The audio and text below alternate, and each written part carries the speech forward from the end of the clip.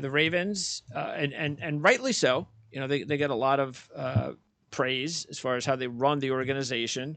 Even now that DeCosta is there, year 5, they seem to know what they're doing, and every year in the draft, it's like Pittsburgh. Every year in the draft, they're able to sit where they are and let players come to them. And this past year, they were able to hit it with Kyle Hamilton.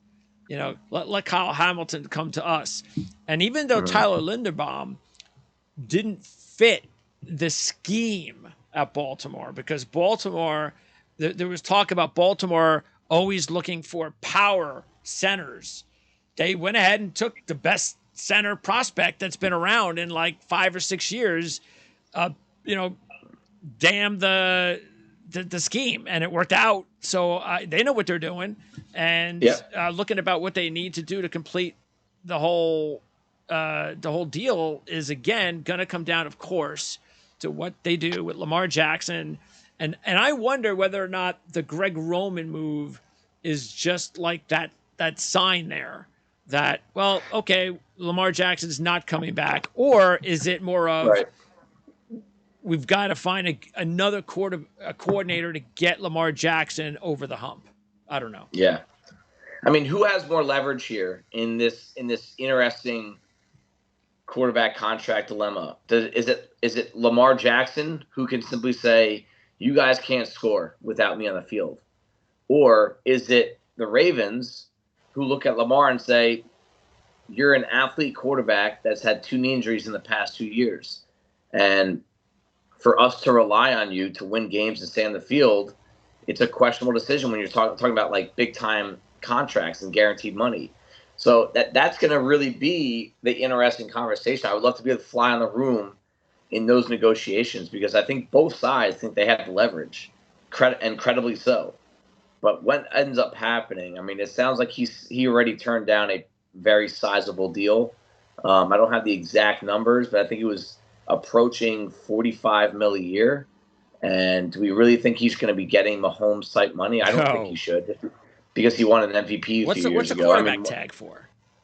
The quarterback tag is around 32. I mean, the question will be, will he play on that? Will there create drama? I mean, I think that's always a nice fallback option, is that franchise tag. But, you know, I have a hard time. I go back and forth myself who has more leverage, because the Ravens' offense without Lamar is garbage. I can't even believe, unless there's something about the contract offer that didn't do much after the first year or two, that he would turn down $45 million a year. That doesn't. Right. Yeah. Who does he think he is? I mean, what? Right. No, it had to be. And I'll talk again. We said this before. I'll definitely bring in Tony Lombardi. Does a great job covering the Ravens. I'll have him on at some point as well in the coming weeks to talk about what is really going on there. But that's the offseason for Baltimore, obviously. And I wonder what that coordinator move really means.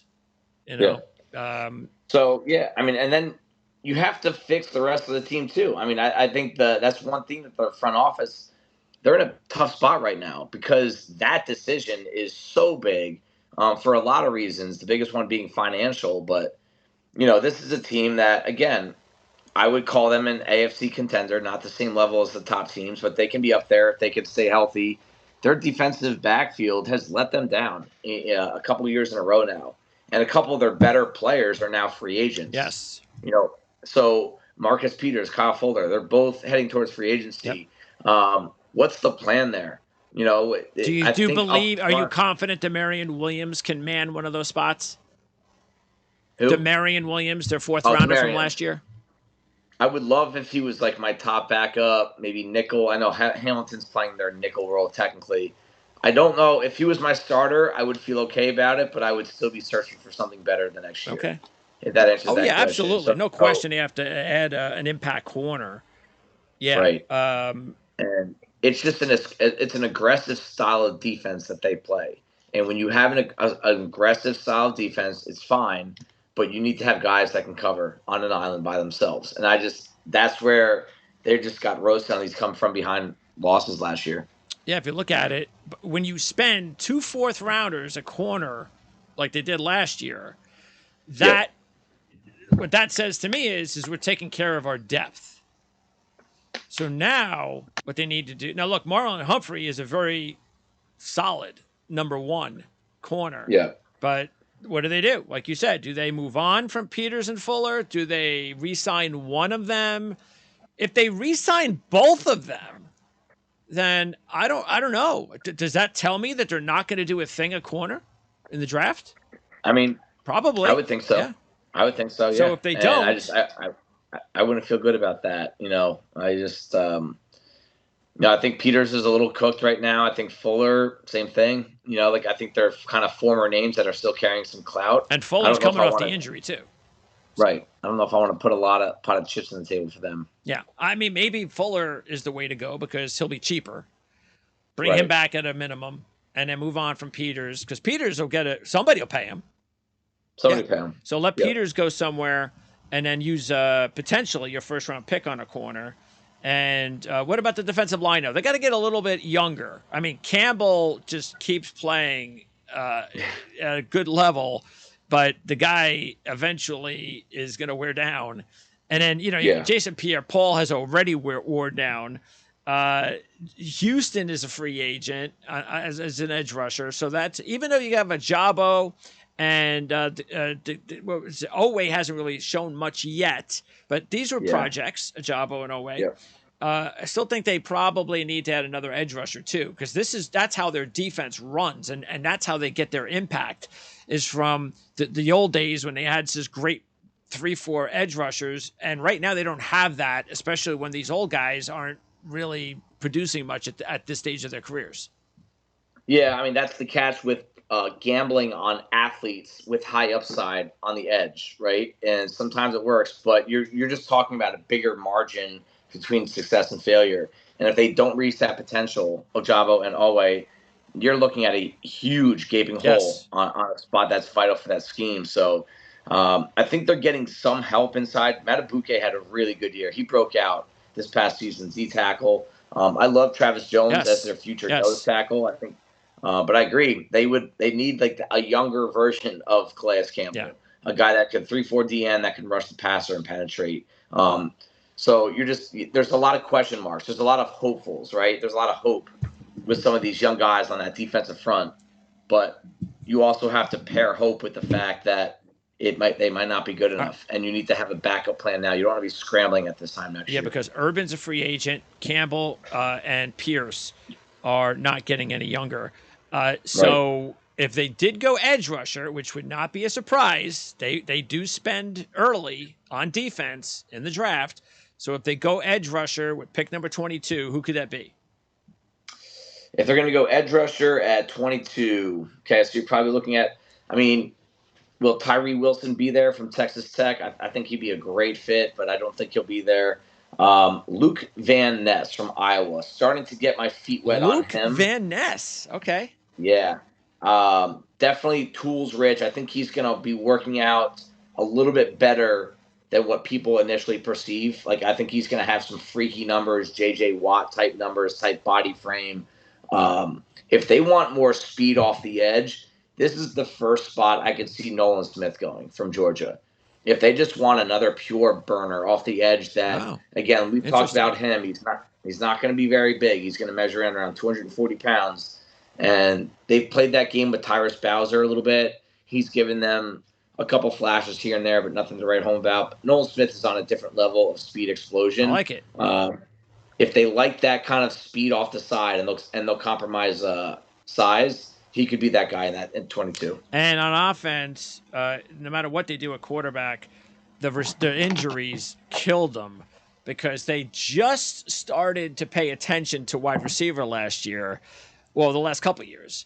And Duvernay started to make progress, develop. Bateman was on his second year, and I'm going to be a number one. And they both go down. And it showed just how depleted this receiving unit was as far as depth. So they are they've got to bring in either a veteran and or a draft pick. They have to add 2 impact-type players at wide receiver.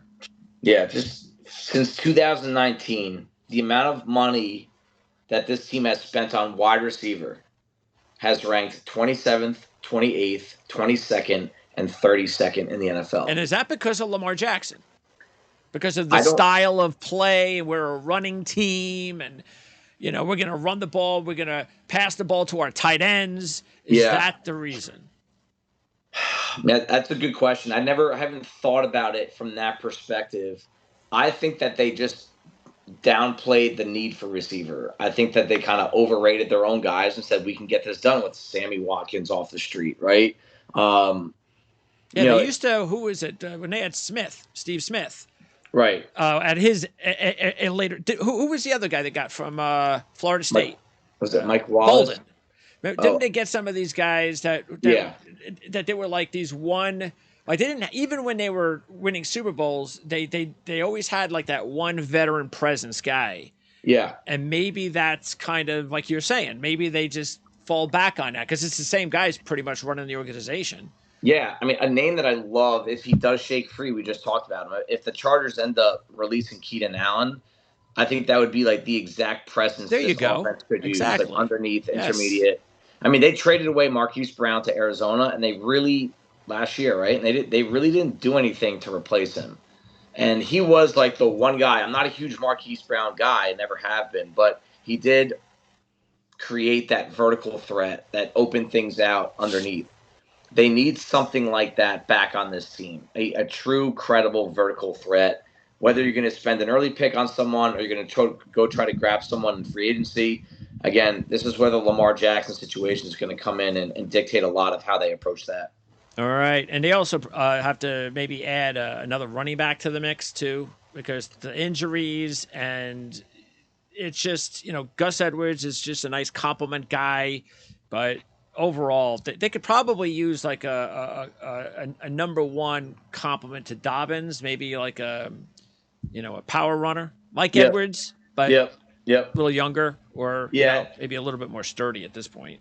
Right. Yeah, this whole running back group for the past few years has just been like, I think they probably have more time off the field than on the field, and it might be time to kind of wipe that slate clean. But who's calling the plays? What kind of offense are they going to be running? Who's playing quarterback? That's why I said Lamar, he holds the keys to the bus right now. They got to figure this thing out for the sake of the rest of the roster.